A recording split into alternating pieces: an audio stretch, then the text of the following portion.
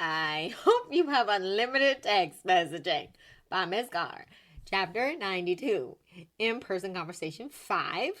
Save tonight.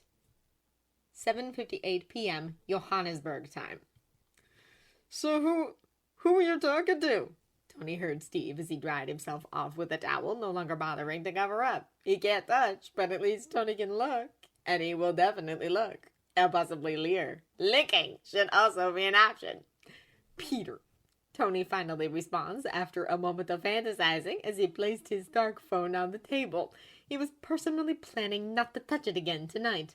Of course, that was mostly because he promised Pepper he wouldn't intentionally make a sex tape, and he feels like making video files of naked Steve would probably qualify under Pepper's definition.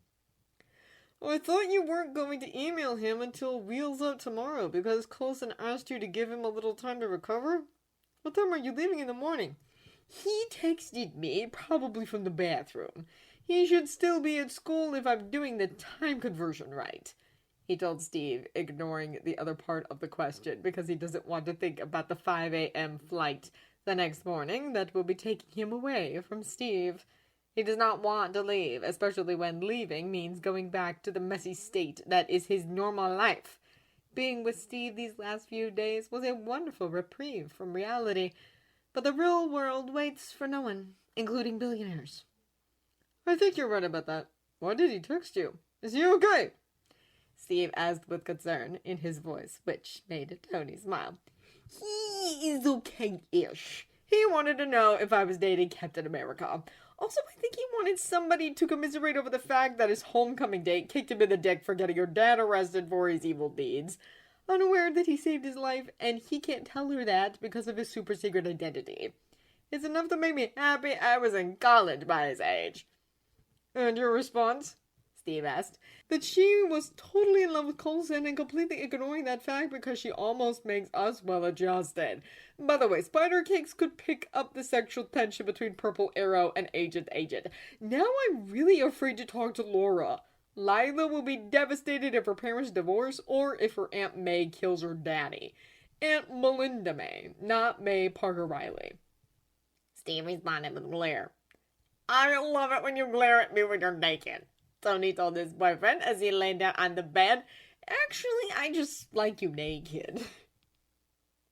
I mean, I saw your naked sexy ass before via post-crisis group showers.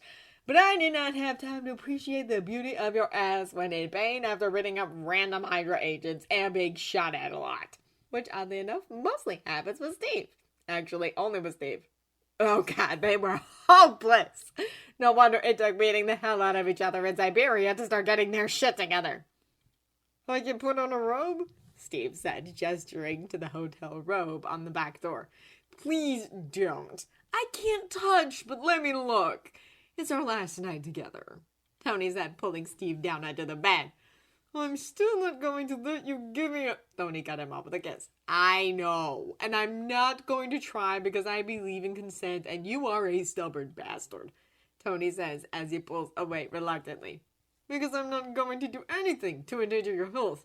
I'm pretty sure I can get you off without my heart rate going to automatically alert yo-yo levels, Tony responded with a smirk. Not if we are doing it right, Steve replied. I don't know why anybody thinks that you're a blushing virgin. You're absolutely filthy, Tony said, tossing a pillow at Steve.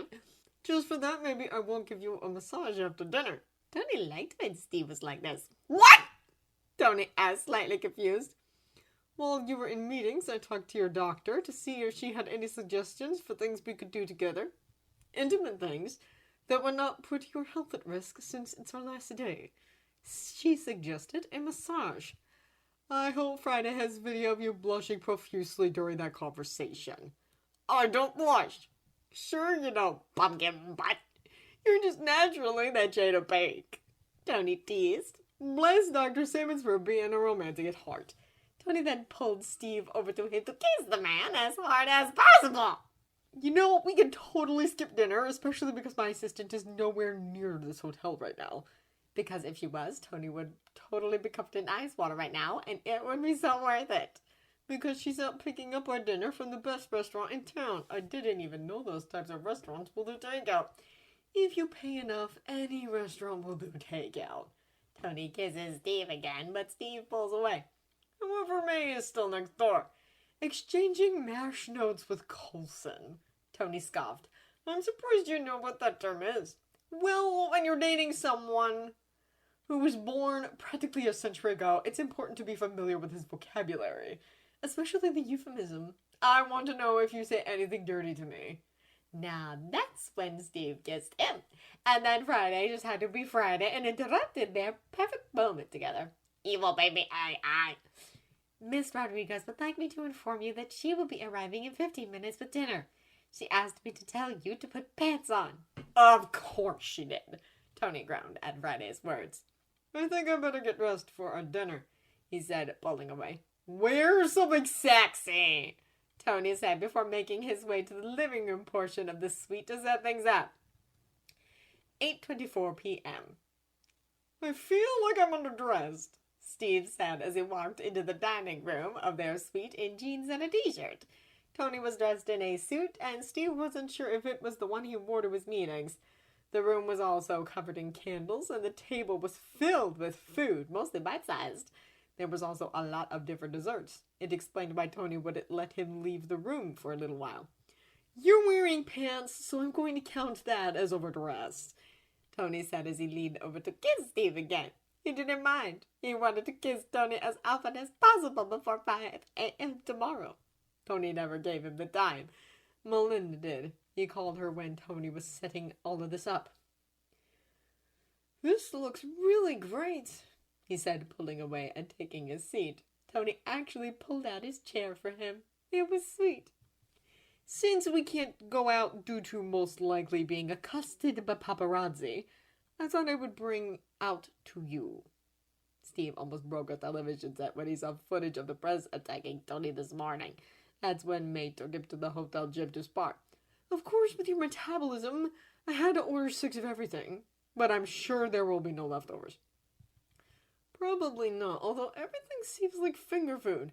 So I totally have this fantasy of hand feeding you everything, and you're licking my fingers in the most obscene way possible.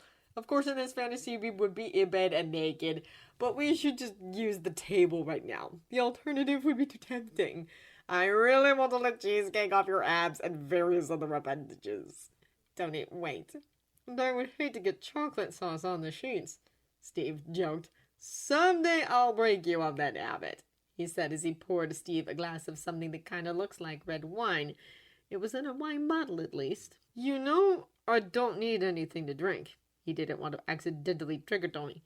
Everyone gets dehydrated, even you, Mr. Super Soldier. Besides, this is sparkling grape juice. Coca-Cola just seems wrong. You have no idea how great a Coca-Cola was after weeks of muddy water and K rations. Probably as good as the Whopper I had on my first day back from the Afghanistan Hilton. I threw it all up, but it was the best burger I ever had. Sometimes I wish they would have found me earlier. I probably would have ripped Obadiah's spine out if I'd have been there, Steve lamented. He hates the idea of anybody hurting Tony.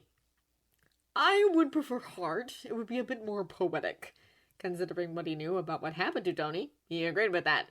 Tony has only talked about it a little, but May gave him the real report recently, handwritten by Coulson, not what was in his original welcome back dossier. I would have done it after he told me where you were. Therefore, he would never have done that to you. So you would have been a one-man rescue operation? Yes, Steve answered emphatically.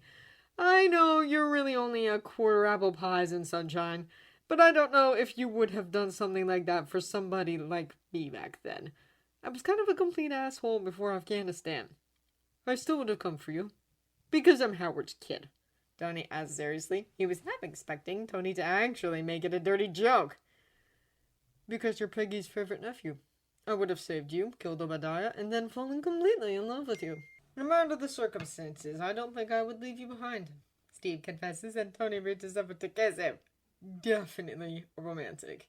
If I get kidnapped again, I'll remember that, Tony said before pulling away. Please don't. He was worried about Ross and several others. I'll try. Steve kisses him again. Now let me feed you before everything gets cold. I guess the sooner I feed you, the sooner we get to dessert. With dessert in this case being naked massage. I'm still surprised Simon suggested that. It's always the quiet ones. I had to promise that I wouldn't touch several bunny parts. Pity. Feed me! With pleasure, Tony responded with a kiss.